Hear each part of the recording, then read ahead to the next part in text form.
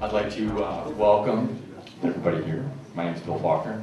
I'd like to welcome you all to the Shorter Sea Lecture Series. As many of you know, this is the second, this program is a joint effort between the National Park Service and the Channel Islands National Marine Sanctuary. And we have generous support from the Santa Barbara Maritime Museum. And these lectures are held on the second Tuesday and Wednesday of every month, first up in Santa Barbara and then here. CAP's video is nice enough to loan us their equipment so we can videotape it, and then they'll air it on their network at some point. You have to look at their website, which is caps.org, and you can get a schedule there, and people can watch it when it gets aired. Next month, we will have a very interesting program, which is global climate change. In the West Coast Sanctuary, Bill Doros from the Office of National Marine Sanctuaries will be speaking next. That'll be in July. Should be very interesting. And for tonight, we have Dave Kushner, oversees the Teleforce monitoring program, the longest established inventory monitoring program in the National Park Service. The Channel Islands National Park, in cooperation with other agencies and organizations, including the Channel Islands National Marine Sanctuary, has studied the kelp forest around the Channel Islands since 1982. This program collects population data on over 70 species of algae, invertebrates, and fish. Data from the kelp forest monitoring program plays a key role in understanding the effects of harvest on the nearshore marine environment. This long-term monitoring program helps scientists to understand large-scale ecological patterns in kelp forest communities, as well as predict population trends in individual species. In 2005, the program was expanded to better evaluate the effectiveness of the Channel Islands marine protected areas. Dave Kushner received his bachelor's degree in aquatic biology from the University of California, Santa Barbara.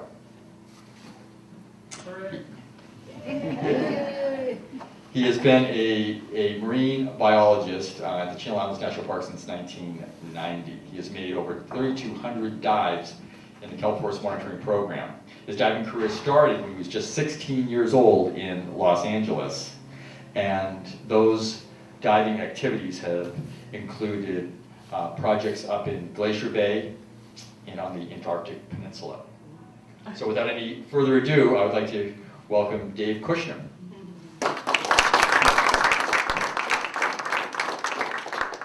Thank you, Bill.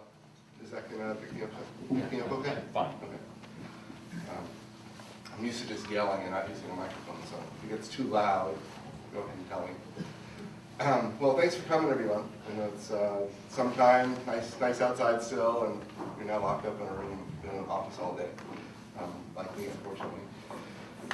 So, I mean, pretty much I'm going to give you a pretty quick overview of kelp forest here at the Channel Islands and talk a little bit, well, actually a lot about the data. And, you know, really, it's a very long-term monitoring program. It's the longest in the Park Service. It's 28 years now, and people ask, well, why are you doing it? What does the data all mean?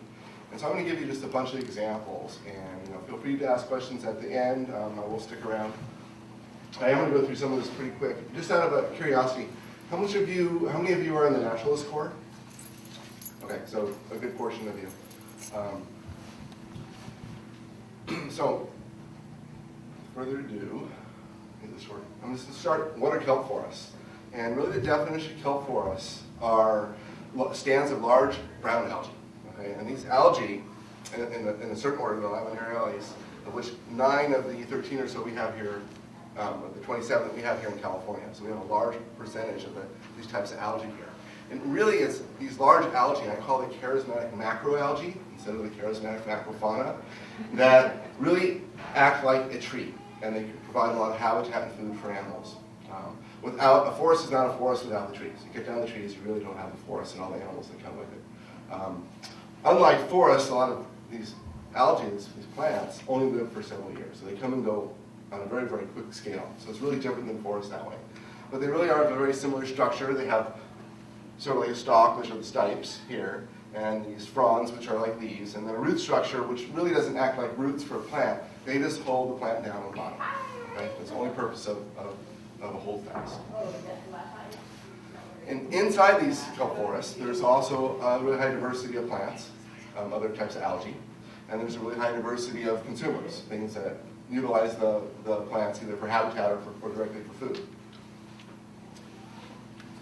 And people like to sort of compare kelp forests as really productive areas, and I like to compare them with rainforest communities. And that's what this slide does, and hopefully you can make out the bottom here, because there's kelp forests on the bottom, and there's tropical rainforests on the top, and then there's these temperate, cooler forests in between.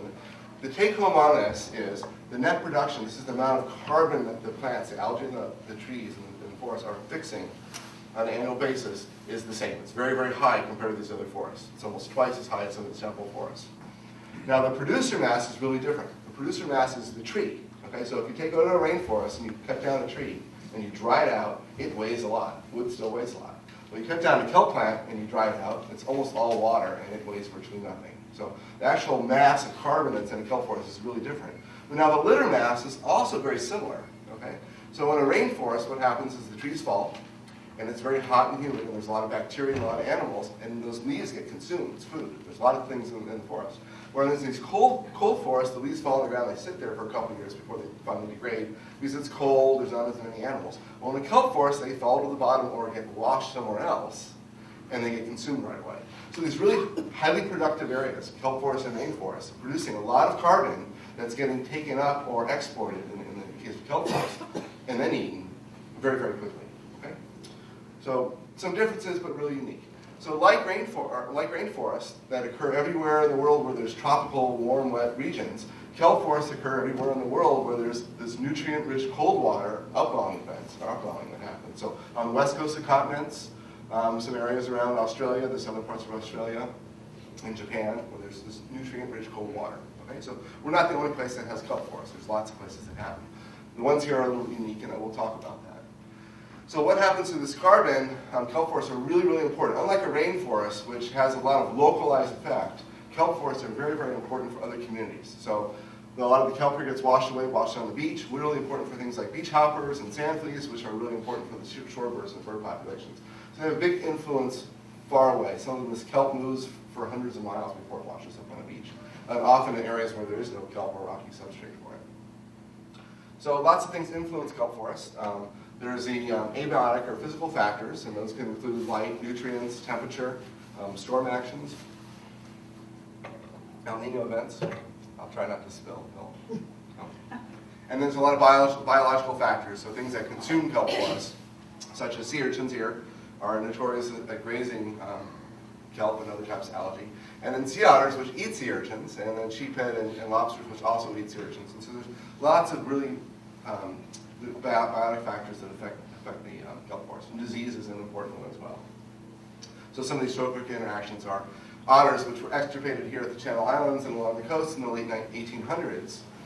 They were really important sea urchin predators, and when those are removed, you get what we call sea urchin barrens, or echinoderm-dominated areas where you have virtually no kelp and the area is just overgrazed because you have nothing eating the sea urchins. There's other sea urchin predators, and I will talk more about that later. So, threats to the Channel Islands, okay, and these other kelp forests. So within 200 miles of the islands is over 18 million people, right? So pretty amazing if you've been out there. I think of all of you, who has not been out to the Channel Islands? Raise your hand. Great. Are you planning to go soon? We'd love to. Okay. Great. Are you out of town visiting? Yes. Great. So really neat place. All right. It's very close to a lot of people, but it's very, very well protected, especially compared to the rest of California, which has millions and millions of people. And there's a lot of influence that we have out there. So this is a photo I took here on the beach, right here at Simonton on January 1st, 2003, and that's all the trash you see, all right? Now, we're fortunate, and the trash is unsightly, but I think it has very, very little ecological impact. It's unsightly. I think we rarely have animals that die because of it. There's probably an occasional bird that eats plastic and that sort of thing, which is sad. I'm not advocating that we have trash. I'm just saying I don't think it's that huge of a threat. Okay? It's definitely not pleasant to go walk on a deserted beach, though, and see all this trash. And this is mostly from people throwing the trash out the window, or balloons, which are really, really common at the islands, especially after holidays like this last Memorial Day weekend. So if you see people with helium balloons, remind them that they really need to go in the trash when they're done, not up in the air, because they usually end up at the islands or in the desert. Other uses of the channel, shipping, potential for shipwrecks, and we all know the potential threats of offshore oil. Got a pretty good reminder recently, and still do. And then probably one of the biggest things that really affect the kelp forests at the islands are the immediate take by sport and commercial fishermen, so actually removing resources. And then there's some new threats, invasive species. And this is in a space of algae here that in Daria, which is what you get in your miso soup when you go to a sushi restaurant or a Japanese restaurant. So at least this one's edible. And this is all over in the harbors now. It appeared in the harbors about 3 years ago. It has yet to make it out to the 5 park islands, or islands within the sanctuary. It's at Catalina Island in small numbers. It doesn't seem like this algae is going to have a very impact. I walked down to the dock just to show you what it looks like, and I just went and grabbed a piece here. And it's a really distinct algae. It's got a midrib in it that comes off the stipe, and then this reproductive area here. You can come check this out later if you want. Do any of you have boats? Okay. If you have boats and your boat is docked in the harbor, please look at the bottom of it before you head out to the islands. Because this could be attached to it if it's been sitting very long. I've seen it on large boats, the size of island packer-style boats that sit in the harbor here, and I've seen it on the boats at the islands, and that's how it's going to get transported. It's us that are transporting it. Here, it probably came here to a harbor on a big ship in ballast water. And just recently, I don't have a photo of it, we have a new algae that appeared last summer. We're starting to pick it up at our monitoring sites. Discovered it on Anacapa last year in Santa Cruz earlier this year, and we just discovered it last week for the first time on Santa Barbara Island. It's well established on Catalina Island. It's a seaweed called Sargassum horneri. And unlike this one, which is probably going to be pretty benign, Sargassum horneri has already taken over large areas of Catalina. And so we're seeing it now at the Channel Islands, and it's probably going to alter things forever.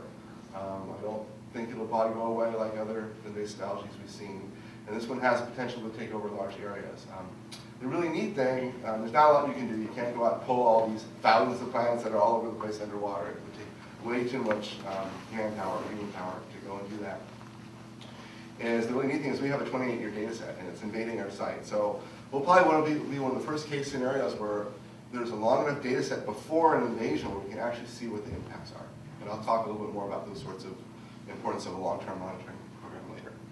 So why are the kelp forests at the Channel Islands so abundant? It really has to do with the oceanographic conditions here at the Channel Islands, where we have this really cold, nutrient-rich water that comes down from Alaska and kind of swirls around the islands, but mainly around Santa Rosa and San Miguel, and it kind of peters out around Santa Cruz Island. And we have this warm, clear, relatively nutrient-poor water that comes out between Catalina and San Clemente, but Bay is also Santa Barbara Island and Cap Island. And we have sort of this mixing area in between, and has equatorial water that comes in as well. And it's really neat because what it does is it creates this gradient. It's a lot warmer down here than it is up here. That's simple. And it's just different water masses. And from San Miguel to Santa Barbara Island is only about 50 miles, so a relatively short distance. So what we see is it's the northernmost limit for a lot of warm water species, such as lobster, sheephead, and Garibaldi. Garibaldi are really common here. If you go to Anacapa and Santa Cruz, you will see Garibaldi from the docks. They're there, they're all over the place. I've seen one in the last 20 years at San Miguel Island. All right, so very, very short distance, really different biologically. And they're really special fish. We have fish that we tagged in 1985, and they just disappeared a couple years ago, so over about 25 years old. There's one Garibaldi that's at meter number 72 on our Johnson Sea Transact ever since I've been diving at the park. Okay, it's the same fish, it's a male, it's never had eggs, they make these nests, and it's waiting for a female to come along. It's sad day when I go to that site and that fish isn't there, but there's the fish. They're pretty amazing fish. So these fish are really long-lived, and lobsters and sheephead as well. And then for cold water, we have a lot of cold water species where the islands are their southernmost limit. So sunflower stars are really abundant here in San Miguel and Santa Rosa. Once you get down to Santa Barbara Island, you don't see them except really down deeper. It's a little bit colder or during these really cold water years. And then same with a lot of the rockfish, like blue rockfish. This is a cold water year, so we're seeing lots of little baby blue rockfish on Santa Barbara Island this year. But it's really rare to see an adult. They usually don't survive. It's just a little too warm for them. So why do we do the monitoring? Why do we go out every year and count things? Because it's fun, Yeah, it's a little bit fun, all right? It's a little bit painstaking as well. Really because of the mission of the Park Service. And the mission of the Park Service really is to preserve and protect for future generations, all right? I think, has any of you not visited a national park? All right. I don't want you to wear out your arms, so I'm asking you the opposite questions. Most of us have been, and this is a really special national park. It was set up by Congress with some really important things in this legislature. It was really set up not for the people in visitation. There's plenty of people on the island. They wanted to set it up because it was really unique for Southern California, and I'm not going to read this to you, but it's got some really unique habitat that doesn't exist anywhere else, in part because there's so much human impact here. Okay? And to understand population dynamics and trends of terrestrial marine ecosystems, which is why I have a job, and then provide for visitor use at a low intensity, which is really important to understand that, because there is a lot of pressure to go out to islands, and we're, by Congress, we're actually supposed to really limit that, and we really don't want to see the impact out there. So it's a really special national park. It's not like Yosemite where there's an endless flow of people coming through the valley, and it's set up that way. The reason why this was put in there is by the 1980s or 70s, people started seeing these impacts at the national parks, too many people. And nobody really understood what those impacts are, because most ecological studies happen over a very short period of time, 1, 2, or 3 years, because that's all you can get funding for. The only place you can get secure funding for greater than 2 or 3 or 4 or 5 years is within a government agency, and even that's a little bit tricky with changes in policy and administrators. But what the Park Service realizes, to study these animals, like Garibaldi that lived to be 25 years, or sequoias that lived to be 500 or 1,000 years, or a lot of these other avelids, you need a long-term data set to see how these populations are changing naturally over time. So maybe they are increasing or decreasing, and that's just natural noise of variation in population, and managed that way. And so that's really why we have these monitoring programs. The Park Service, or Channel Islands, will set up as one of 4 national parks with these. And really, ecology is in the 17th century. We're just trying to figure out what the heart rate, what the pulse is of these ecosystems that here on planet Earth. And I like to argue or use the analogy, I really think we know more about water on Mars than we do about ecosystems on the planet here, because our studies are such short term, and I will talk about that a little bit more. So the monitoring program was set up to identify trends in ecosystem health, determine the limits of variability, diagnose abnormal conditions if we can, and then suggest potential remedial threats. And we've done this with some of the CalPERS monitoring data. An example is abalone. Abalone pretty much disappeared, and we had the data to show that they disappeared. And we, with our data, essentially was able to close the fishery. Now the fishermen were still landing abalone, and they put more and more effort out as the populations decline. So it doesn't really show up in the fish records, because as abalone become more scarce and they become worth more money, there's more effort to go out. So that's not really a good indication necessarily that populations declining. So really we're trying to figure out what the healthcare for the environment. At the least, this is sort of what we want to document, is this is what people used to land here in Ventura and Santa Barbara harbors as big fish, and now they land what they consider big fish, but they're not really. It's a shifting baseline. Okay, and this seems really obvious, and yes, we have photos to document this, but there's almost virtually no data. There's a few fish tickets, and that's it. So these big changes, we don't have the data. And I'll talk a little bit more about that as we go on. So the Park Service set up the CalPERS monitoring program, along with several other monitoring programs back in the early 80s. There's fox monitoring, there's tide pool monitoring, there's seabird monitoring. So we're one of many monitoring programs here in the park. Though half the park is underwater and half is terrestrial, and we only have one underwater monitoring program. All right. And from 1982 to 2004, we had these 16 sites scattered around the islands, so not too many. I want to point out this small reserve that was in existence since 1978, just around Landing Cove. And then in 2005, we added 16 more sites. We doubled the size of the program to look at these new marine reserves that were set up in 2003 by the state of California. And I'll point out this Anacapa Reserve, as I'll talk about this a little later, is now a little bit larger. And so there's an old reserve that was about 30 years old, and there's a new reserve that's only about 7 years old. And I'm going to do some comparisons there. All right, so what do we monitor?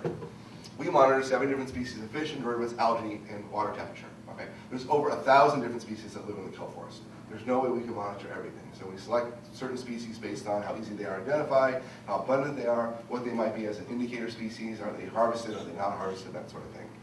And I like to throw out, because half the park is underwater, okay, and there's only one monitoring program, this is really like a terrestrial monitoring program with vertebrates, fish, or vertebrates, vegetation, et cetera, et cetera. For some reason in the marine environment, people expect marine biologists to know everything. Whereas on land, if you want to know something about a bird, you ask a bird person. Or plant, you ask the botanist. Or the soil, you ask the soil people. Okay? For some reason, if you're a marine biologist, they expect you to know everything. So keep that in mind when you ask me questions later. Okay? I don't know everything. Okay? I won't tell you answers if I don't know it. So how do we monitor? Is it really this simple? Okay? Well, in some ways it is. We do a lot of counting, but it really isn't that simple because it's hard to do work underwater. So we have an array of 11 different techniques. And it sounds like a lot of different techniques, and that's because you really have to focus your time underwater. It's not like on land, you can spend 8 hours counting things. Underwater, you're limited to 30 to 70 minutes, depending on how deep you are and how much you breathe off your scuba tank. And so we're really focused on how we do it. I'm just going to flip through these really quick. Go diving, get in the water. We use permanent transects, so our transects are fixed to the bottom. I'll show you a diagram in 2 slides. Finding those sites used to be really difficult. It used to take us between a half an hour and sometimes 4 or 5 hours. Now with GPS, we throw a buoy over, we swim down the bottom, and usually we find our site within 7 minutes. That's what I tell my staff.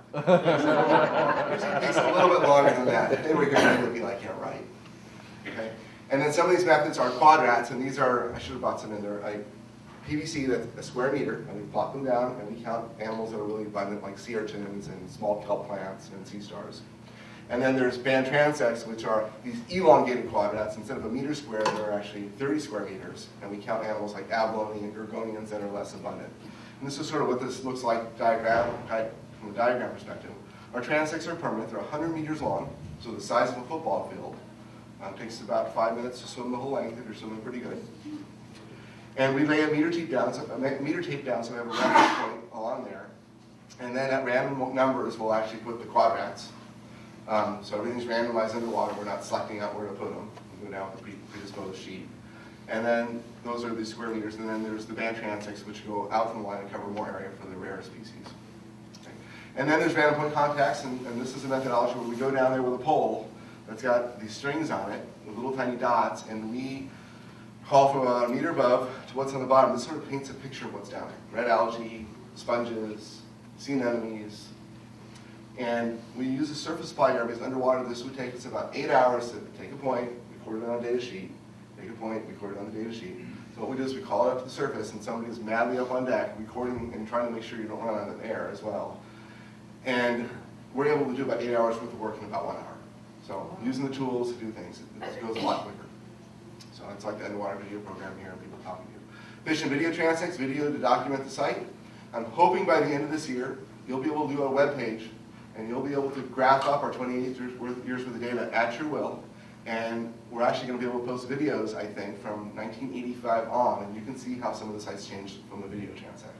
So I'm hoping that by the end of this year that will be available online to you. Pretty exciting to be able to do that. The videos would be really neat things. You look at the data and then you're like, wow, did that really change from a kelp forest to a sea urchin parent in a year? And you go look at the video, it's like, wow, it did. It's pretty amazing. And then temperature recorders. I like to show a little bit of technology stuff because we made lots of advancements. These are these big, long towers that house this big, long temperature recorders that cost $5,000 a piece that nobody can figure out how to get the data out. They use these up at Diablo. We had these for the first 10 years of the program. They use these up at Diablo Canyon Nuclear Power Plant. They had 2 paid technicians. That's all they did. Okay, and so pretty typical things. And now we have these great little temperature loggers. This big, they cost about $100. They take data for about 5 years, and we get hourly samples, and there's somebody here in the room that actually studies our data on a regular basis. And they're pretty amazing. And so we have these at all of our sites. And temperature is a really important factor. And so it's really important to have this data. We have consistent temperature data since 1993. Size frequencies. Size frequencies are really important. You want to know how big things are, how small things are. Unfortunately, we don't have much sizes on fish. We just started taking the size frequencies on fish, which is very complicated.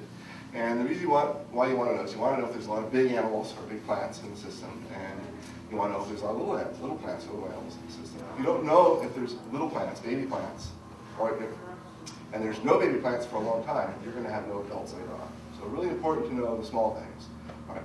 The sampling that we do is non-invasive. We don't go and turn over rocks, because that would be too destructive at the sites, especially if you're visiting them here. So we created these habitats. These are like a lobster cage, and they're filled with these cinder blocks that are cut in half. And every year we go back to 10 of our sites, and we remove these 20 cinder blocks, and we collect all of our indicator species and measure them. So, how many of you understand what recruitment means? If you do, raise your hand. Okay, again, not too many hands. Right. I'm going to try to explain it to you. It's a term that biologists use all the time, especially marine biologists. And it's really important to understand when you understand how things work in the ocean and fisheries. And what marine biologists think of recruitment as, if you take two sea urchins and they spawn, one's male, one's female, the eggs and the sperm go in the water column, they hopefully fertilize themselves. Okay? And then once the fertilized egg is around, larva hatch. I don't know what the development is, I think it's about 30 days. Then the larva will hatch, and they have to make it back to shore. Sort of the winds, the currents, and the winds, and they settle out. They make it back to shore, and then they develop into a small sea urchin. All right? It's not an adult sea urchin, it's a little tiny baby sea urchin. All right? They do this often in masses, by the thousands, and we would call that a recruitment event. Okay? Now, most of those die and don't become adults. All right? But those recruitment events that are sporadic because it's the winds of the currents and the waves and temperature and everything else, don't happen on an annual basis. So the way we started managing our marine systems is we started managing like we do on land. All right, if you're managing a deer population, you know about how many deer there are, and about half of them are female deer, you know about how many deer offspring you're going to get every year. If you have a dry year, you're probably going to get about half that, or whatever it is. I'm not a wildlife biologist, but they sort of know how many deer you can have. And so you can say you can go out and hunt so much, or have a size limit, or a take. Well, what happens in the marine environment is the fish and the sea urchins may spawn every year, okay? So they release those eggs and sperm, but not every year do we have a really successful recruitment event on shore, or near shore to actually grow up into adults. And what we're finding out is a lot of these species have successful recruitment events once every 10 years, maybe. In some cases, maybe even longer than that for some of the longlived species. So if you're an abalone and you take 7 years to grow it up to an adult abalone size where somebody can harvest it, that was the legal size, 7 to 10 years, and you don't have a recruitment event for 10 years, and people are harvesting them at a very high rate, remove all the big abalone, and after 10 years you now have no more big abalone to spawn, and we think that's sort of what happened to the demise of the abalone populations. There's other complicating factors as well, but those sort of patterns appear in a lot of species, in many species. So you sort of understand what recruitment is? Right? It's really important. The systems in the water and the ocean work very differently down there. So we go down there and we collect all the animals. If there's not many, we'll actually measure them down there like we are here. Sometimes in these big recruitment events, like this year, this is a photo taken in the late 90s, I think 98 or 99. You see all these little dots in here. Those are all little baby sea urchins. And we're getting 200, 300, or 400 per recruitment module, which would take hours in the water measure. So we bring them up and we measure, okay? And I can't tell you how many hours we measure. My thumb often is sore by the end of the trip. So all of you who think that marine biology is this glamorous, great, wonderful job, studying whales and dolphins, I can't tell you how much we measure. Right? And you do that for 10 years, and you get this, 3 charts, and a couple little blips on your chart. Okay? It's really what it takes to get this. And I'm not showing any data past 2002 because we haven't actually had a good sea urchin recruitment event since then. We've had smaller ones, but no real big ones. So this is just the sea urchins, less than 15 millimeters, the purple sea urchins. Those are less than about a year old. And you can see here, and there's some noise because urchins grow different rates at different sites. Nothing's really that straightforward underwater. And you can see over this 10-year period, we just have these 2 distinct recruitment events that happen. And quite often at many sites and at all the islands where we have these recruitment modules. So widespread patterns. All right. So now let's start talking a little bit about the data. So what does it all mean? You go out and collect data for 28 years. Okay. So does species abundance change at the islands over time? Well, it does, but at what scale? So here's sunflower stars, and these are really, really important predators. I call these the white sharks of the kelp forest. Okay? They eat everything. If you laid on the bottom long enough, still long enough, and there was one of these big enough to eat you, which some of them are, I guarantee they would eat you too. They're amazing animals. They literally will eat anything. How big are they? They range from, of course, really small to about that big. And they move at a pace of about like this. And you actually see them chase other invertebrates all the time. It's amazing. Okay, they're incredible animals. And they're really abundant on San Miguel and Santa Rosa, but less abundant everywhere else. And you can see here, over 28 years, we see 2 cycles. Okay? So it's taken that long to see 2 cycles, all right? We don't know what's going to happen after that. Maybe this is a unique little blip, and we don't really know. And then there's bat stars, all right? Now, bat stars, a little bit different pattern. I'm going to flip back and forth, okay? You know, these are really abundant here, they're really abundant here, they're really abundant here. And you flip back, and it's about the opposite pattern with these cooler water species, okay? So some different patterns going on, okay? So what's happening here? Well, El Nino. And what we discovered with these is warm water hits the area, anything above 69 degrees, and these animals get a disease, it's bacteria, and they literally dissolve in front of your face. So water hits 70 degrees, and you'll go swim around, and you'll see dissolving sea stars all over the place. And their population crashes, all right? And we have another little El Nino here with a little blip that's really not significant, and another big El Nino here. We've only gone through really 2 large El Ninos and some smaller ones over the course of the last 28 years, and another blip as well. So pretty neat.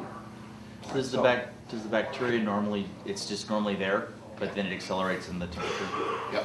And we see there's other species that we kind of very soon. It's pretty much these sorts of bacteria. It's a Vibrio.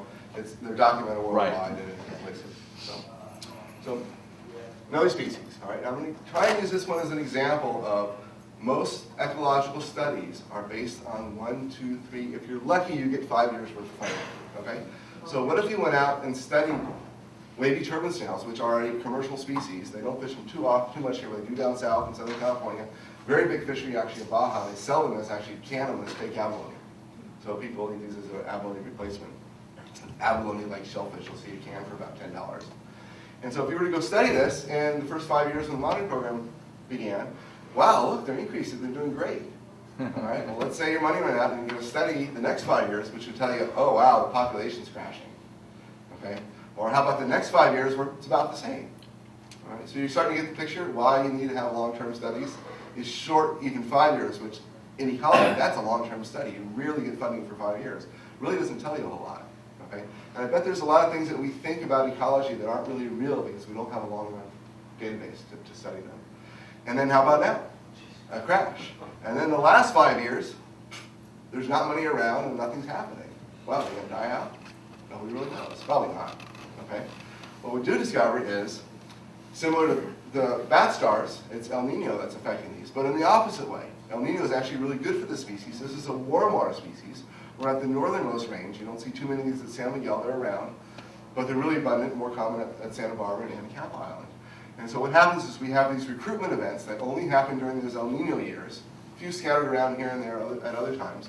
And so you have little ones that recruit out here, and we don't see them in the population until they get a little bit larger and they're out in the open.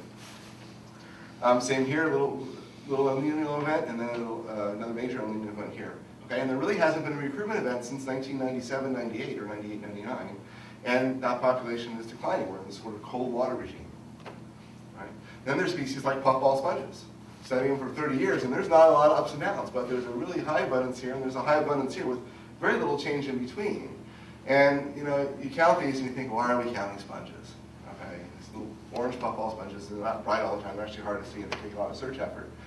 And you start to look at them for a 20-year data set, and you think, wow, well, what was going on here? It was really cold here. There's 20 years of warm water, and now it's really cold again. And we call these regime shifts. We think we might be in a cooling period. So we might only have to study puffball sponges to see the regime shifts, which have a big influence on how much krill, which is important for the whales, and how much bait fish we have, and those sorts of things. So we don't really know at this point, but we're seeing some pretty neat changes over the last 30 years. Okay. So I'm going to tell you a little story at one site, Fry's Harbor here, and we went straight off Santa Barbara Harbor, went out to Santa Cruz Island, we hit Fry's Harbor. It's about 21 miles offshore. And when the program first started, there was a fair amount of algae, and these are going to shift these charts, but they're all relative to each other. And then we saw some sea urchins move in, and the algae declined. All right, the purple sea urchins mainly. And then we saw these guys. This is a special site. There's little tiny sea cucumbers, or pachythione they call them, and or aggregated red sea cucumber, and they carpeted the bottom up to 35% cover, and they filter feed everything out. So if the kelp spore is going to try and land on the bottom, either the sea urchin ate it or these pachythione ate it. And it was, ever since I started working at the park, for the most part, since 1990, it's been carpeted with pachythione. Until a few years ago, it disappeared. And what made it disappear? Well, our friend, the sunflower star, nobody knew what would eat these little tiny sea cucumbers. Pretty much came in, ate all the sea urchins, and and sea cucumbers. And now this site is an incredibly lush kelp forest. It's incredibly diverse. The number of fish there is amazing. It's probably one of our most diverse sites. So pretty neat, but you can see after 30 years, it's gone through these changes, and it really takes out all the study of these things to really see what's going to happen. And we don't know what will happen in the future, too.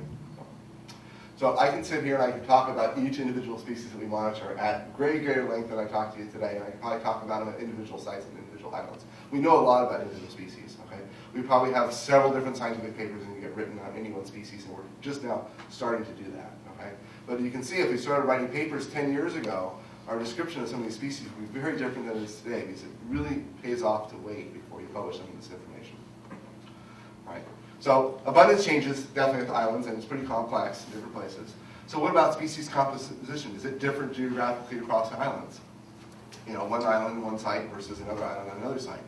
And the answer is yes. It's pretty obvious. You have cold water and warm water sites, but it's really important to show this from a database, from a data perspective, because if you're going to make arguments of what's happening inside or outside the reserve, you better be able to show people that you can say those sites are comparable. Otherwise, scientists are going to say, you can't compare those sites on Anacapa versus San Miguel, which we can. But we know that from a long-term data set. So this is a cluster analysis, a way to kind of group a bunch of species together and figure out how similar they are. And this analysis is really simple. It's sort of like it's sort of like a family tree, where here's a community, community 1 and community 2 are very similar, just like you and your sister, or you and your brother, or two sisters. You're going to lie pretty close on here. Whereas you and your parents are going to be a little bit further apart, okay, different genes. So some similarity, different species and different abundances. Or you and your cousins, okay? Low similarities. So you sort of plot the data and you get patterns like this. So this is an invertebrate community structure, a bunch of different species. And you can see here on San Miguel, over here, it's really different than Anacapa Island.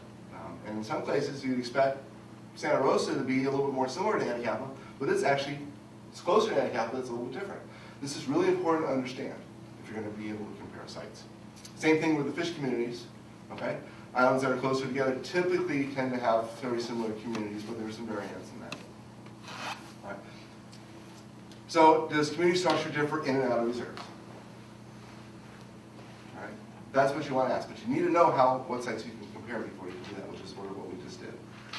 So this is another way of graphing up the same sort of data, just putting it all on one chart.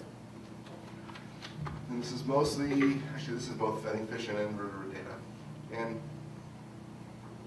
like we saw in the other one, if you separate out the East Channel, the Santa Rosa, San Miguel sites versus the Anacapa and San Barbara sites, they separate out really nicely. Right? But then there's all these outliers. We try to figure out what those sites are. And notice these are in and outside reserves, and most of these are red here. They're actually inside the reserve, so it looks like community structure is changing. And sure enough, those are the two areas that are inside the Anacapa Island Reserve. Okay? This one is a 30-year-old reserve. It's way different than the East Channel or the West Channel. And it's because the community structure is different in that reserve. And what's really exciting is even after 7 years, the new reserve, which I showed you on that map there, is starting to separate out from the East Channel. It's starting to kind of verge over here to what the old reserve looks like. So community structure is really changing in there. So what species are driving it? It's not all the species. There's certain species, and it turns out it's the species that we often harvest, such as lobsters and sea cucumbers and scallops. So it's the harvested species that are really changing this pattern from a community-based structure. And remember, lobsters are very large, are really important predators. So can we observe differences in the small Anacapa Island Reserve from monitoring? So one of the big things that the Park Service was criticized on, and I like to throw this out there, is most science is done, and we don't conduct science, okay? Monitoring is not science. We're really out there trying to figure out what the pulse is. We're like a doctor, okay? A doctor is a medic. We're actually being the medics of the environment. And most scientists go out to the environment and study it with a specific question in mind, okay? Are there differences inside and outside the reserve? When the monitoring program was set up, it's really just to collect data, okay, and information. The exciting thing is if you have enough of this data, you can actually answer scientific questions like, is it different inside and outside the reserve? And you got to remember, most scientists only have funding for 1 or 2 or 3 years. So we're actually able to do ask a lot of scientific questions now with a long-term data set without asking them beforehand. We actually can ask questions of the data now.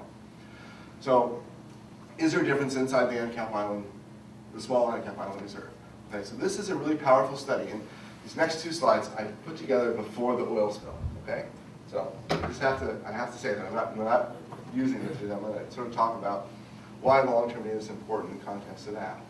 And here's a situation where sea cucumbers were not fished at the Channel Islands until about 1992. It's a new fishery for California. And we had data from our 2 sites inside the reserve, and we compared them with sites adjacent to it. We didn't compare it to the sites on San Miguel Island, but the other sites on Anacapa, and a couple of the sites on Santa Barbara, and a couple of sites on Santa Cruz that are comparable. And pretty much those sites inside and outside the reserve there were about the same for sea cucumbers until the fishery began, and the sites outside, you had less sea cucumbers, and the sites inside, you actually had, relatively speaking, you had more sea cucumbers outside. So you can say that it's a fishery effect. Really important when you have to ask the questions of what the impacts are of a fishery or something like an oil spill, okay?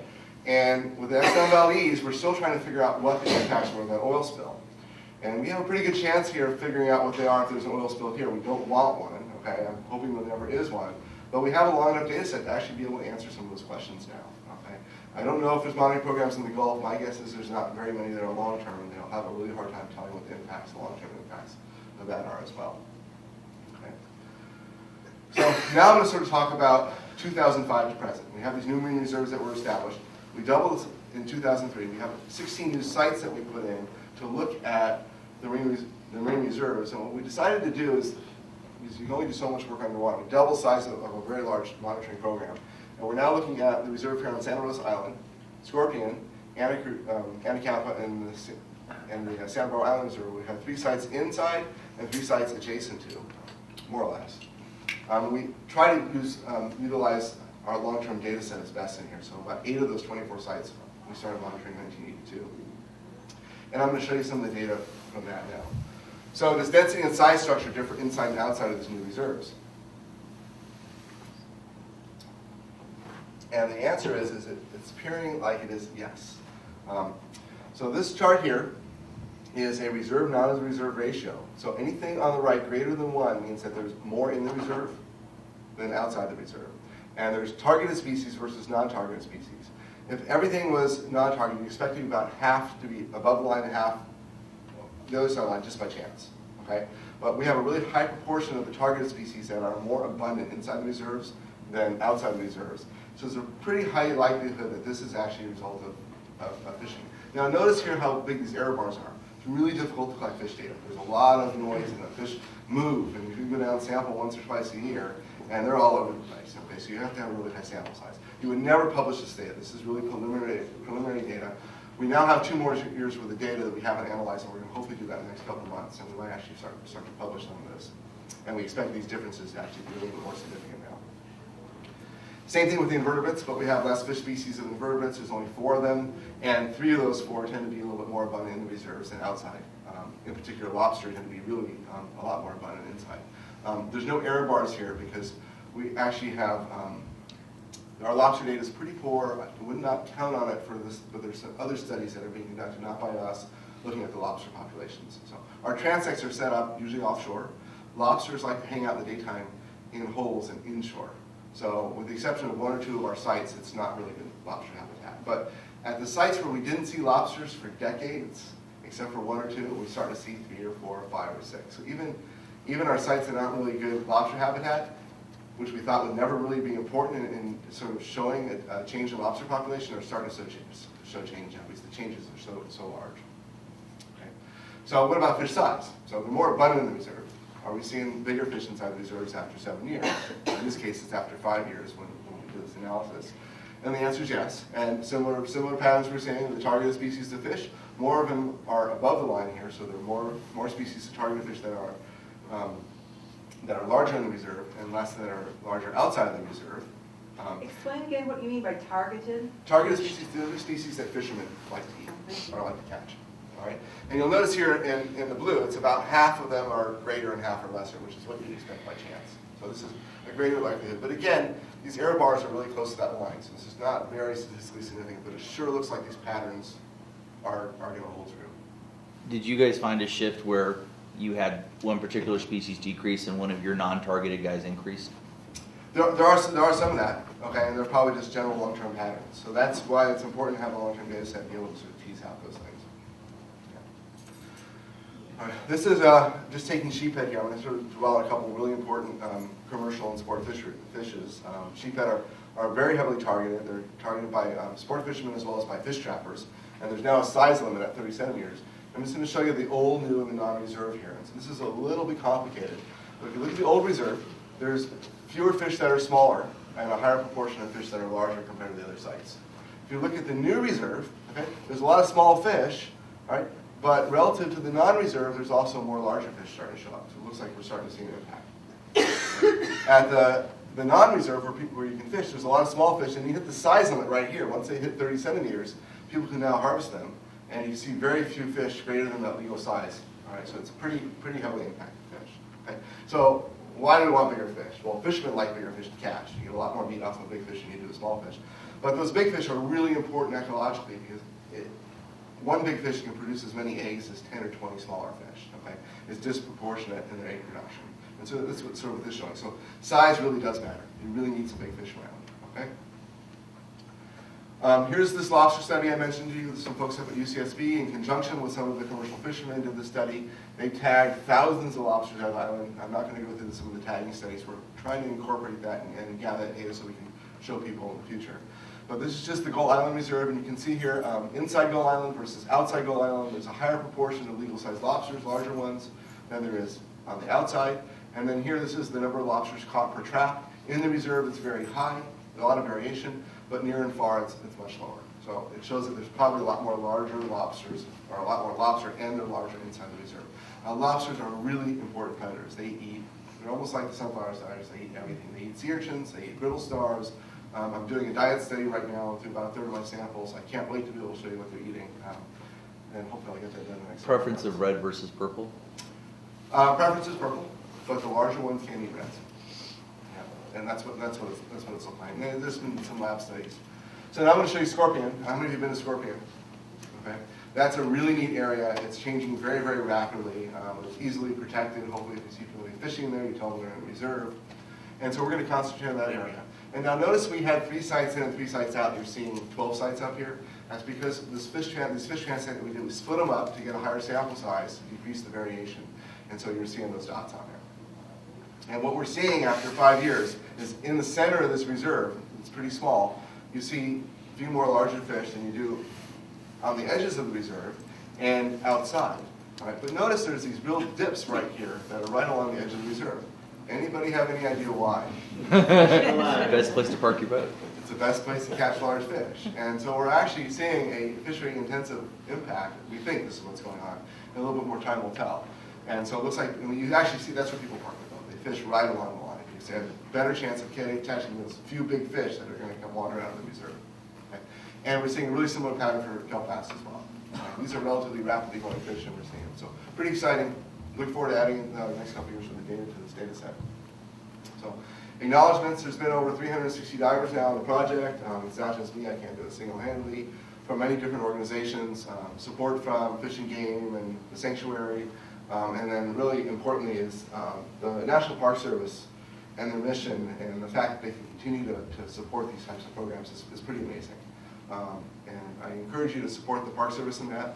There are very few studies like this in the world. I don't think there's more than about a dozen that last more than 30 years at this scale of species. 1 or 2 species studies, there's some of those around for a long term, but not from an ecological perspective. So, with that, I'll answer questions.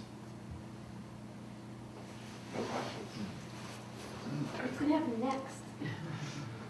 What's going to happen next? What species? Which of the 70 species?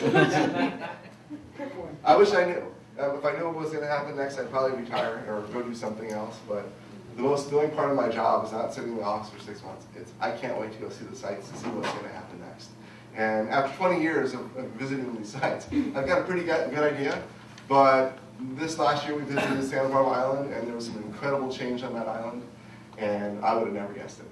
Okay. Now, whether or not it stays or not, I've seen it change before pretty rapidly, and then go back to sea urchin barrens, which is mostly what that island is.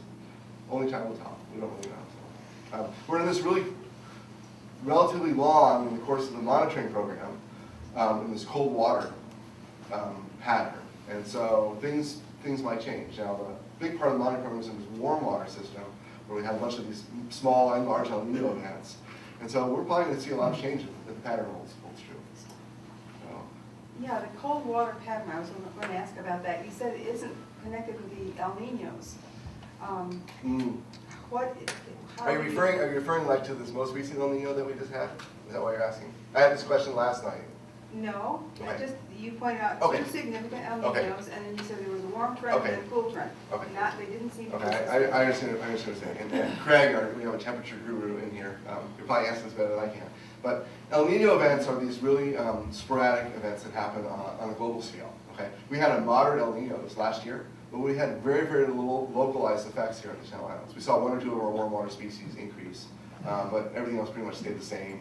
And our temperatures were pretty much about average. Now, other places in the Pacific had major El Nino impacts. Places in Australia had drought and big wave action and hurricanes in other parts. And so you can have this global effect, okay, but you may or may not see it locally. So that's what happened with last El Nino. The last couple of years, actually not last year so much, but the year before last, year before that, we had about a 2-week period in August both years where the temperatures spiked and hit the high 60s to low 70s. Several years ago, it was 73. I was diving there. I did a half-hour dive in Lango doing monitoring with no wetsuit. It was great. It was actually fantastic. I scratched myself, of course, with wetsuit. But those sorts of things, with some things like the bat stars that I showed you, those 2 weeks are long enough to actually have a pretty big impact. It looked like we had 20 to 30% decline in some of those areas. A lot of times if it cools off, those animals recover and they don't die. So it just really varies on species to species and what the duration is. But 2 weeks is long enough to have an impact for some. A lot of times that warm water might bring up some of these warm water species, recruits up, the little larvae from these warm water masses that come in. And that's how we get those species here in the islands. It's just those little eddies that come in. So. Yeah, in the reserves, for any of the fish species, do you have any data on fish movements, fish that stay in the reserve, fish that leave, fish that go back and forth in and out? There's a group, PISCO, here, which we collaborate with quite a bit, and that group did some fish tagging inside the reserve. And we know, I don't have that data with me, but there is some tagging studies and some other studies that have been done, and I think 1 or 2 of them might get published soon. But people kind of hold that data pretty close. But species like sheephead or kelp bass, which is why they're such great species to study, they don't move a whole lot. Their home range is probably less than 100 or 200 meters for their whole life once they settle out. And so the Garibaldi is another species, they stay at the same spot. At least the males do. I'm not sure what the females do, but I don't think they move around a whole lot either. So some of these reef fish are really, they're very homey. They settle out and they don't ever leave. So.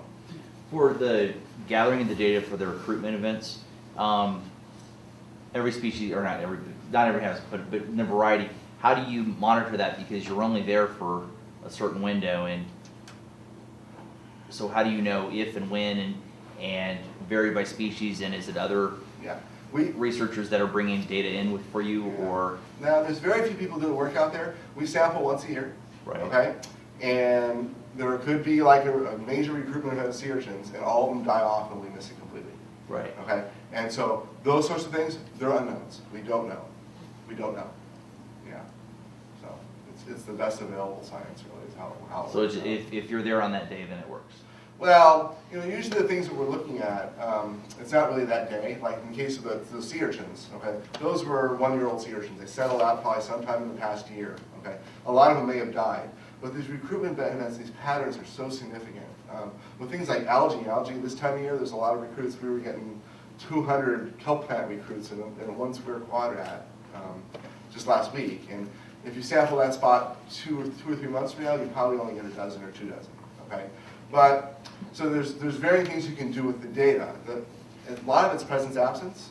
So if you go 10 years without seeing recruits there, this is where the long-term data is. It's probably not a good thing. If you see a few, maybe you'll have a big pulse or not, it's probably okay. Okay, so this is where the long-term data set comes in and averages out over time. So. What's the status of commercial kelp harvesting around the islands? Yeah, actually, I know, right now there's actually, I think, no permits out for harvesting at the islands that I know of. There's a fair amount of harvesting along the mainland coast, mainly for the abalone farms that are up and down the coast. There's a couple big farms in Santa Barbara, and they actually have a kelp harvester that harvests. I don't think they go out to the islands. There's enough kelp along the coast. I think that if for some reason kelp disappeared along the coast, they would have to go out and harvest. But it'd be a pretty small portion compared to what's been harvested in the past. The harvesters that we had here on a regular basis at the islands all left the U.S. Business became more profitable. I think it's mostly done in Ireland now, and they do a lot of aquaculture for the algae, and it's mostly used for carrageenan, which is in your ice cream and soaps and that sort of thing. So. Do you notice any differences in the species composition between the northern side of the islands and the southern? There's some differences and some different patterns. They're a little bit harder to tease out. And I often don't look at those too much. But with recruitment, we see some patterns of recruitment that are different for things like sea urchins. And data is available, Craig, if you want to look at it in more detail. So, in the back. What have you learned that's relevant to the Ventura County coast from, say, Rincon down to Port Hueneme in terms of why is our kelp disappearing, and what do you think would be the most valuable things for us to do to get the kelp back? Right. So we don't study the mainland coast. There's a fair amount of, there's actually some new studies that are actually happening here along the mainland and down south. Now, from Santa Barbara to Port Hueneme, there's very, very little good kelp habitat, which is part of the reason why you don't see a lot of kelp here. Kelp requires rocky bottom, and almost all of our coast from Santa Barbara down here is soft bottom. In the places where there is rocky bottom, if you've noticed in the last couple of years, there's actually a fair amount of kelp, and I actually think it's increased quite dramatically over the last couple of years. There's no doubt some pretty good documentation down south that land use creates a lot of siltation, and silt has a negative effect on kelp. But some of our siltiest waters are right here at Ventura Reef, like on Soledad Reef and off the point, and we often see kelp in those areas. So I'm not so sure what's influencing it here. I don't study these areas. There's sea urchins down there. I dive a little bit along the mainland, but so, yeah, I'm not really sure. But I think that the kelp's actually doing, relatively speaking, it's doing okay along the coast here. It's relatively healthy. So, I was curious, you show that it's a very labor-intensive effort to collect this information. Is there any kind of development in like instrumentation that would be like remote sensing? You got the temperature, salinity. Yeah. What about looking at as a way to scan acoustically for certain types of organisms and get shape and density and things like that without having to actually go on site? Remote stuff is actually pretty expensive, and it's really difficult to do in kelp forests. We don't have really good habitat maps of our kelp forests, mainly because the scanning technology can't go through the air bladders of kelp plants. And the boats can't tow those things to it. So we're actually missing a lot of habitat information that's available elsewhere, just because the technology is not there to deal with that, or it's too costly. We do video and those sorts of things. That still takes a fair amount of processing in the lab, and then quite often you can't make out what you're seeing. And it's a three-dimensional environment. So a lot of what is done in the tropics, they do a lot of photo plots, so they take photos. And we used to do that here, and after about 10 years, we realized we're not going to get much information out of it, because one year you'll have algae covering everything, so you can't get your urchin counts, and we're getting those other ways. So it's really difficult to do remote stuff. It really is. Instrument-wise, we wish we had some more salinity meters and current meters out there, but they're pretty costly. It's a pretty low budget project. It's we have about six seasonal staff, and the instrumentation would cost probably as much as the staff on an annual basis to do that just at the islands alone at every site. And that's really important information. It would probably explain a lot of these differences we see between sites, but those instruments cost tens of thousands of dollars a piece, and the technology and the infrastructure to do it's just not there. So I wish we had more in that. Some of those data showed rather large error bars, and I'm wondering, when you're trying to show significant differences and you have these large error bars, what levels of confidence are you picking to say that they statistically are significant? It's very, very hard to show unless there's a really huge change. We actually think we can detect with a pretty good confidence things greater than about 50% change. Okay, so we're talking really large changes on an annual basis. Now, buffered over time, okay, because you have so many years, you can have a very large variation, but you can start to see these gradual trends, which then statistically are significant because of your long-term data set. So that's the key thing, and that's one of the hardest things with the marine environment, is in order to actually reduce those error bars, you have to take a really high sample size, okay? There's a lot of people that don't use permanent sites. So there's advantages of using permanent sites is we don't need a whole lot of sites, okay? But we need a whole lot of years to be able to tell something about that area. Other people spend way more effort in an area because they have multiple transects set up all over the place, which then decrease those error bars. But then they're putting a lot more effort and a lot more time to monitor that area than we are. And so there's different rhymes or reasons. The advantages that I like about permanent sites and the species selection that we have, you got to remember we use seasonal staff. Most of my seasonal staff are excellent. They come back year after year. I'm not sure why or how they can stand me, but they do. None of them showed up tonight, so I'll get lectured tomorrow. Anyways, they get most of the stuff. We really have to keep the monitoring relatively simple, so you can train people each year. And so there's a lot of limitations that way. I really wish the project had 3 or 4 permanent staff, but again, there isn't the financial backing for that sort of thing. And believe me, I try and get it, but it's not there. So. Back in January, on the Ranger boat on the way back from Anacapa, we saw an otter. And the captain of the boat said it's the first otter she'd seen working that route for 25 years. Yeah. Is there any data about, has anybody else seen any other otters? Do Actually, you know what's happening? we sent that report of that otter around, and sea otters actually, over the last 10 years, found actually open water near the platforms. There's been quite a few sightings. So it's not totally uncommon. And they track otters, some of the others they actually track in those areas. So it's becoming more and more common, especially with the male otters that have moved down the coast. That wasn't the first sighting we found out from the otter person. And so it's good to report those things, and they are not an everyday sighting, so they are unusual, but there's other sightings.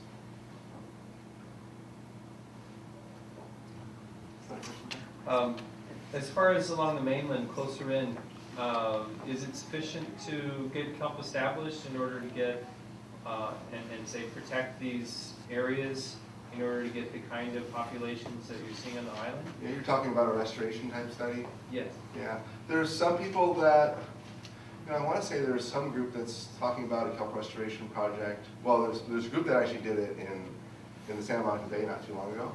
And they think they were successful in initiating it, but at the same time we had these cool water trends that came in, and kelp came back everywhere. So nobody really knows how successful it would have been if they hadn't done it, and kelp may have come back anyways.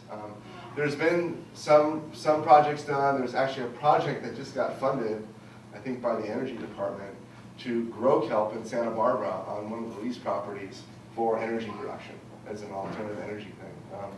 A lot of us kind of, we don't know if that's going to work, and it's a kind of a big project that just got funded recently. My feeling on that, personally, is you have a chance to actually reseed and start areas, but unless you have the other healthy components of the system to control the animals that will eat kelp, it's probably not going to be there for the long term. So if you put a kelp forest in, and there's no sea urchin predators, in a lot of areas you'll eventually get sea urchins there, they'll mow the kelp down, and without those predators, it's not going to be a healthy area. So I think that's a short-term solution. I think that managing a system where you have a healthy ecosystem, whether it be healthy water quality or having all the components of the pie are really necessary for that. So I think it's kind of best to leave nature alone. Given your depth of familiarity with this huge data set now, overall, overview, what's the most surprising, least expected, whatever, that for you coming out of this? What was your biggest surprise? That's an impossible question. It's funny, people ask me, this is a pretty common question, people ask me, well, what was the most exciting thing on the trip that you saw? Okay. Well, there's something exciting every day. Okay. Surprising, not necessarily exciting. Okay, I'll tell you the most surprising thing. Okay. Doing the diving that I've done and seeing the reserve at Anacapa and seeing the influence it has there, even there's a fair amount of poaching. People that go out to the islands and fish places they shouldn't be fishing for whatever reason. Some ignorance, they want to catch a bigger fish. Okay. And when the new reserves were put in, I really didn't think that I'd see change for 10 to 15 years that I can detect. And even after 5 years, it really looks like it's pretty evident. The lobster population in these reserves is incredible. If you go dive, any of you dive here? How many of you dive? Okay. How many of you have been diving for more than 10 years? Okay. How many of you dove the front side of Anacapa 10 years ago? How many of you dove the front side of Anacapa in the last 4 years? Have you seen a difference in the lobster population there? Okay. It's incredible. It's night and day. It's everything you read about California in the 60s and 70s what the lobster population was like in a 7-year period. And so you go swim around the north side of the front of Anacapa Island, and you don't see 1 or 2 big lobsters if you're diving there. You see a dozen big lobsters, and they're incredible. That's amazing. And they're having a huge impact. You swim around and you see sea urchin tests all over the place that they've eaten. Okay, you can tell the way they feed around the opening. Things are really changing. You have these big predators back, and they're starting to control those systems. Okay, it's going to be really interesting to see what happens in the next 10 years. I think the lobsters, if we continue to protect them like that, are going to eat their way out of those reserves. And, they will. They'll eat everything. They're going to be at such a high density they're going to have to move on because there won't be food for them. Or they'll start eating things that we don't want to see gone. Okay. One of the things that I think is happening, and this is after 20 years, is the Anacapa Island, the little reserve there, Anacapa and Cathedral Cove. There are no bat stars there. Okay. If you look at our recruitment modules and tear open those cages, we find little bat stars by the dozens of them. But there's no bat stars out in the open. I never knew why. I could never figure it out. Okay, on the other side of the island is bat stars, but down the coast there's bat stars. And what I think is happening from some of the diet studies I've done, what we're seeing at some other sites, is I'm pretty sure it's lobsters are eating bat stars. Would have never thought that. Okay, and so some of these animals that we think are really abundant in this environment may only supposed to be in cracks and crevices and not be very large and small. So we really don't know. Okay. And remember, sea otters are also gone from the system, and sea otters are known to eat things like lobsters. Okay, so the system is pretty well manipulated by humans in a really big way. We really don't know what's natural. Okay, that's the exciting thing about these reserves is we're getting closer to a non-perturbed system, and it's going to be really exciting to see the changes. And it's happening really quickly, or relatively speaking. I would have told people 10 years ago, you won't see change for 20 years. And I think that after 10 years, by 2013, we're going to have some pretty significant data to show. Anybody else? And that could change too. One more question? The regulation of runoff is about to change. And I'm wondering whether you anticipate changes in what you're measuring from. If I think the human influence from runoff and stuff like that is pretty minimal at the islands. They are pretty clean, so I don't expect to see changes at the islands. Now, I'm not following those laws, those changes here. So there's some potential here. We're really lucky to live in California. California is really environmentally conscious, okay? Way more so than like the Gulf and what they're dealing with. And you hear a lot of media and that sort of thing about how bad MMS is and the lack of restrictions and laws. Well, I don't think MMS is that lax here. Okay, that's really what's going on in the South. It's really different here. Okay, it can be better. Okay, it can be a lot worse than it is, and it's really because of concerned citizens that kind of help keep those things going. And I commend all of you on the naturalist corps, and even if you're not, it's really you that are out there that are educating people. I sit in my office and I collect the data, and I'm always willing to talk to anybody that's educating people. So it's really important. You're the ones getting the message out. Island Packers, we have an Island Packers person here, and you guys are the ones that are getting the message out, and it's really, really important. One more question? Yeah, what is the window of time that Macrocystis is establishing on new substrates? Springtime is the big boom for recruitment that we see for a lot of the algae species. The water's really cold. It's really nutrient rich. That doesn't mean we don't see recruitment of kelp plants throughout the entire year. Okay, it's a little bit higher this time of year than it is others, but we'll see recruitment throughout the season. Algae is pretty amazing. You'll see an area that's completely dominated by sea urchins for a decade, and then the sea urchin population will decline for whatever reason, and you'll see a pretty good recruitment of algae. You won't see it as high as if you had a lot of kelp plants there, but you'll see pretty good recruitment. So these things can transport and propagate over large periods of time. They think that the spores actually can be dormant on the bottom for many years. There's been some studies on that. I'm not sure what they are and how long actually it is. Yes. Take one more question. You guys seem interested, so I'll keep answering questions as long as you want to go. So. looking at the oil spill, there was a huge oil spill off Santa Barbara. Did it have an impact on the island? I know it was before it was a park, but it was only, there would be like a 20-year time frame afterwards. And do you ever find any evidence of oil, tar, asphalt, anything out there? Does anybody here recall how much of that oil, if it hit the islands or not? Okay. I think I've heard that it didn't have a big impact on Yeah. Yeah, I know it didn't have a big impact on us, but I'm not really sure how much. There are some places on the islands that are completely coated with oil. Okay? Not too many, there's a few, and they're from natural oil seeps in the channel. Just like if you go up to Isla Vista, where I lived for about 15 years, that area, I walked that beach, and you get tar on your feet all the time. Okay? And so, those levels of tarring and stuff like that have really minimal impact. You still see birds that get tarred actually off Coelho Point on a regular basis, and that's just part of the natural seepage and the natural process there. And it's pretty amazing after, as long as it's been in as big as an oil spill and as much oil coated the beaches on Santa Barbara, you see no remnants of it now. Okay? I think there are probably some areas if you dug down, there might be some remnants of the spill, and they're seeing in the Exxon Valdez even after, how long has it been now? It's been 10, 15 years? Late 89. 89, so yeah, it's been 89, so 20 years. It's really been that long. Wow, it's been 20 years. They're still seeing some pretty big impacts there. So a lot of it depends on the climate and the conditions and those sorts of things. Okay, well, thanks for coming.